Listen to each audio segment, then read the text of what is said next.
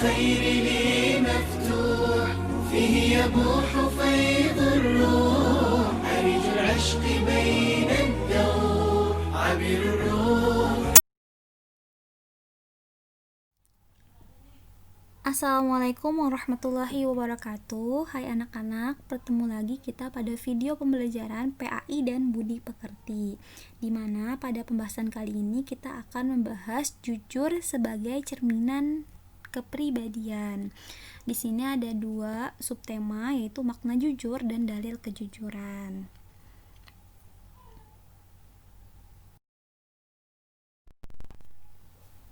Nah, pada makna jujur di sini ada pengertian jujur dan pembagian sifat jujur. Nah, sebelum kita ke pembagian sifat jujur, kita terlebih dahulu mengetahui apa itu jujur.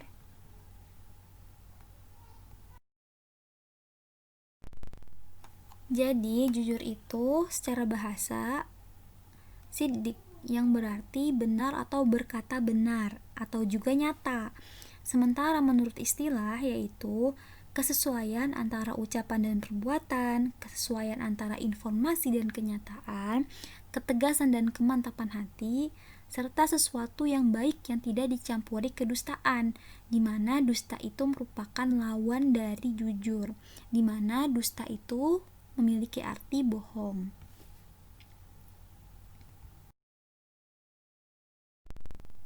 Pembagian sifat jujur. Imam Al-Ghazali membagi sifat jujur menjadi 3 bagian. Yang pertama, jujur dalam niat atau kehendak, di mana segala perbuatan kita, segala apa yang kita lakukan itu bersumber dari niat karena Allah Subhanahu wa Ta'ala. Yang kedua, jujur dalam perkataan. Nah, ini sesuainya berita yang diterima dengan apa yang disampaikan. Jadi ketika kita jujur dalam perkataan, itu berarti kita mendengar dan menyampaikan apa yang kita dengar. Jadi yang kita dengar dan yang kita sampaikan itu sesuai. Selanjutnya yaitu jujur dalam perbuatan, di mana beramal dengan sungguh-sungguh sehingga perbuatan zahirnya tidak menunjukkan sesuatu yang ada dalam batinnya dan menjadi tabiat bagi dirinya.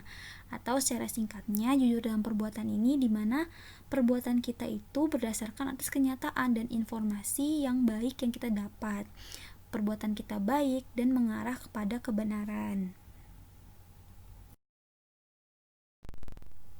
Selanjutnya ada dalil tentang kejujuran. Ada banyak ya teman-teman dalil tentang kejujuran ini, tapi pada pembahasan kali ini kita akan membahas 2 ayat Quran mengenai kejujuran dan 1 hadis dari Abdullah bin Mas'ud radhiyallahu an. يا أيها الذين آمنوا كونوا قوامين لله شهداء بالقسط ولا يجرمنكم شنآن قوم على ألا تعدلوا اعدلوا هو أقرب للتقوى واتقوا الله Innallaha khabirun bima ta'malun. Nah, dapat kita lihat di sini ada beberapa hukum tajwid yang akan kita bahas dalam Quran surat Al-Maidah ayat 8. Yang pertama itu ada ya ayyuha. Nah, itu matobi'i bertemu dengan hamzah dalam satu kalimat. Tandanya itu hamzahnya ada alifnya kalau dalam satu kalimat. Ini dibaca 5-6 harokat yang disebut dengan mad jaiz munfasil. Selanjutnya ada syuhada. Nah, ini sama kayak tadi, namun hamzahnya berada di lain kalimat. Matobi'i bertemu hamzah di lain kalimat, ditandai dengan hamzah yang tidak ada alifnya, hamzah yang berdiri sendiri. Nah, ini panjangnya 5-6 harokat yang dinamakan mad wajib mutasil. Selanjutnya yaitu ada bil qista. Nah, ini alif lam bertemu qaf, di mana alif lam itu dibaca jelas yang dinamakan dengan alif lam qamariyah. Selanjutnya yaitu ada yajri. Yajri ini jim sukunnya itu dinamakan qalqalah, di mana qalqalah jika terletak di tengah kalimat disebutnya qalqalah sugro. Selanjutnya ada manna. Nah, nunnya ini nun yang bertasydid disebutnya gunnah. Kenapa guna? Karena setiap nun dan mim yang bertasydid disebutnya guna, di mana ditahan selama 3 harokat. Jadi manna. Selanjutnya itu kum sya'a, kum syana'anu. Nah, di sini kumnya itu mim bertemu shinnya itu disebutnya idhar syafawi karena mim sukun bertemu dengan shin. Disebut idhar karena mimnya itu dibaca jelas, tidak samar dan juga tidak pula digunakan. Selanjutnya itu ada syana'a. Nah, a-nya ini hamzah berharakat fathah diikuti alif. Fathah diikuti alif sering identik dengan yang disebut mat tabi'i. Nah, tapi di sini beda. Ketika fathah diikuti alifnya itu berupa hamzah, huruf hamzah, itu disebutnya mat badal karena setiap a, i, u yang dibaca panjang itu namanya mat badal. Selanjutnya itu ada qaw. Nah, qawnya ini sebenarnya setiap ya atau wah sukun yang didahului fathah itu disebutnya huruf lin. Nah, kenapa huruf lim aja bukan matlin? Karena ini berada di tengah kalimat. Ketika berada di akhir ayat atau di akhir kalimat itu atau dibaca waqaf menjadi qaum. Nah, ketika dibaca panjang ini baru disebutnya matlin. Selanjutnya yaitu ada ala alla. Nah, ala lanya ini tuh panjang karena mat tabi'i bertemu dengan hamzah dalam satu kalimat yang disebut mad jaiz munfasil. Nah, selanjutnya ini ada inna. Inna itu disebutnya guna. Selanjutnya itu khobirum bima. Nah, itu tanwin bertemu dengan ba. Disebutnya iklab. Ditandai dengan ada mim ya di atasnya tuh. Tapi itu sebenarnya tanwin bertemu dengan huruf ba. Selanjutnya itu ta'malun. Nah, ini lun itu sebenarnya baca waqaf disebut mat alidil sukun. Nah, pada ayat ini artinya, hai orang-orang yang beriman, hendaklah kamu jadi orang-orang yang selalu menegakkan kebenaran karena Allah, menjadi saksi dengan adil, dan janganlah sekali-kali kebencianmu terhadap suatu kaum mendorong kamu untuk berlaku tidak adil.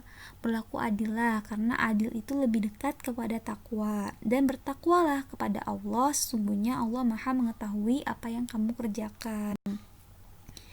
Nah, ayat ini menjelaskan bahwa kita sebagai orang yang beriman harus menegakkan kebenaran dengan menjadi saksi yang adil, di mana di sini kejujuran itu terletak dalam keadilan. Jadi adil di sini itu di dalamnya ada jujurnya gitu. Nah, jangan sampai keadilan ini, kejujuran ini itu dikalahkan dengan kedustaan hanya karena kebencian, hanya karena seseorang yang kita jadikan saksi itu atau seseorang yang kita saksikan itu merupakan lawan kita. Nah, jangan sampai seperti itu ya.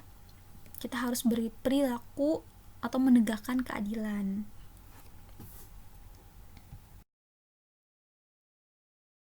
يا أيها الذين آمنوا اتقوا الله وكونوا مع الصادقين. Di sini juga terdapat hukum-hukum tajwid. Yang pertama itu ada ya ayyuha. Nah, ini ya-nya mat tabi'i bertemu hamzah dalam satu kalimat disebut mad jaiz munfasil. Terusnya ada alladzina. Nah, ini mat tabi'i karena ya sukun sebelumnya kasroh.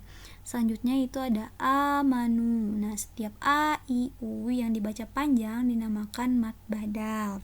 Selanjutnya itu ada ma'as-shadiqin. Nah, alif lam bertemu shad itu namanya alif lam syamsiyah. Arti dari Quran surat At-Taubah ayat 119 ini yaitu, hai orang-orang yang beriman, bertakwalah kepada Allah dan hendaklah kamu bersama orang-orang yang benar. Nah, di sini ada kata as-shadiqin. Nah, itu berarti sidik. Itu orang yang jujur, sidik jujur. Nah, di mana pada ayat ini jelaskan bahwa kita diperintahkan untuk bertakwa kepada Allah Subhanahu wa taala. Kita juga harus selalu berlaku jujur dan selalu bersama orang-orang yang jujur. Karena ketika kita bersama dengan orang yang jujur, kita akan terbawa jujur.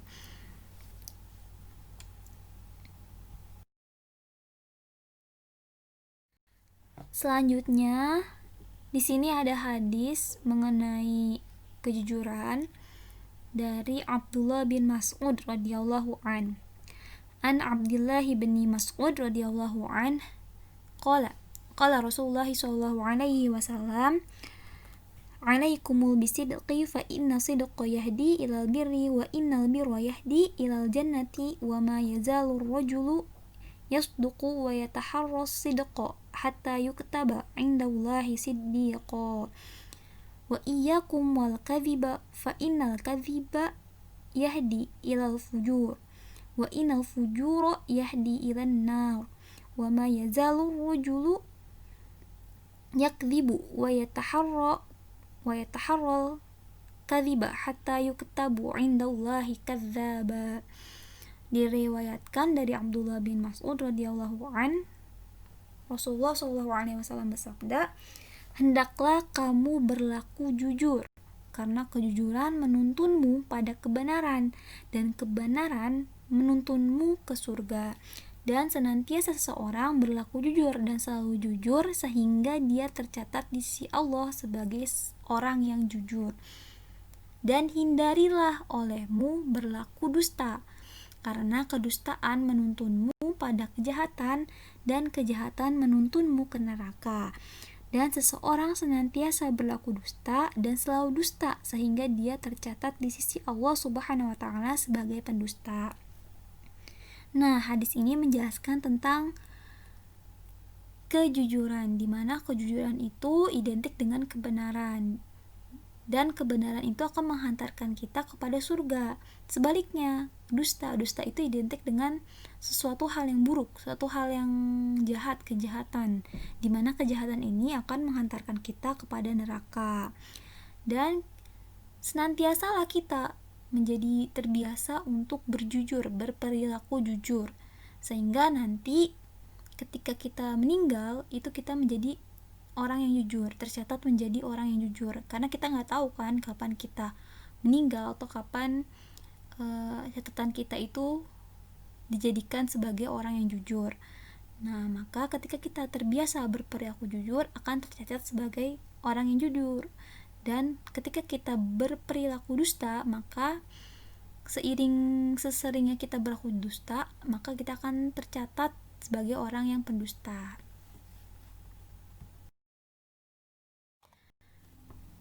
Cukup sampai di sini pembelajaran kita pada kali ini.